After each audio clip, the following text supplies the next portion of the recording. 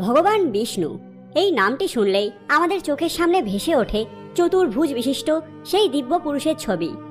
হিন্দু ধর্মের সবচেয়ে প্রধান আরাধ্যদের মধ্যে ভগবান বিষ্ণু একজন।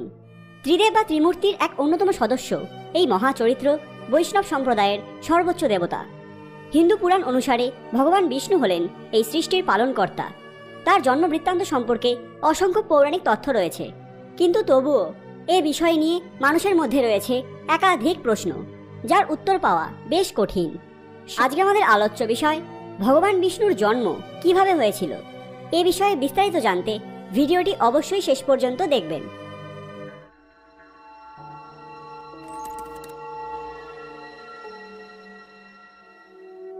হিন্দু মহাপুরাণ অনুসারে ভগবান বিষ্ণু হলেন সেই শক্তি যিনি এই সংসারকে রক্ষা করে থাকেন। সৃষ্টির আদিতে যখন এই মহাবিশ্বে কিছুই ছিল না, সেখানে এক জ্যোতির আবির্ভাব হয়। সেই জ্যোতি ধীরে ধীরে এক পুরুষ রূপ ধারণ করে। বিষ্ণু পুরাণ অনুসারে এই আদি পুরুষ হলেন ভগবান নারায়ণ।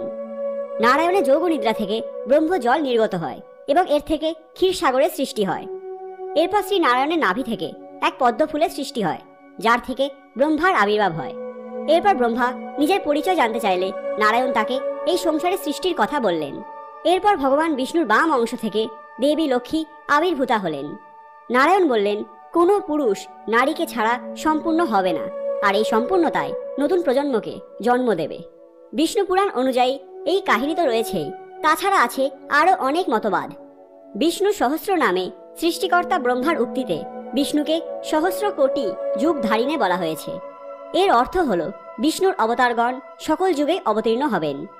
ভাগবত গীতা অনুসারে ধর্মের পালন এবং দুষ্টের দমন করতেই বিষ্ণু অবতার রূপ ধারণ করে থাকেন। হিন্দু ধর্মের ত্রিমূর্তি ধারণায় ব্রহ্মাকে বিষ্ণু চরাচরের সৃষ্টিকর্তা বলা হয়েছে, শিবকে ধ্বংসের প্রতীক বলা হয়েছে এবং সর্বোপরি ভগবান বিষ্ণুকে স্থিতির প্রতীক রূপে কল্পনা করা হয়েছে। বিষ্ণু পুরাণ অনুসারে ভগবানের গাত্রবর্ণ মেঘের ন্যায় নীল বা ঘন শ্যাম। তিনি চতুর্ভুজ এবং শঙ্খ চক্র গদা পদ্মধারী। এই চারটি দিব্য জিনিস সংসারের চার দিককে নির্দেশ করে। মধুর পাঞ্চজন্য শঙ্খ, শক্তিশালী সুদর্শন চক্র, ভয়ানক কৌমোদকী গদা এবং কোমল পদ্ম ধারণ করে রয়েছেন জগতের স্বামী ভগবান শ্রীহরি। তার জন্মকাহিনী নিয়ে রয়েছে একাধিক বিতর্ক, কারণ বিভিন্ন পৌরাণিক উৎসে তার জন্মবৃত্তান্ত ভিন্নভাবে বর্ণিত রয়েছে।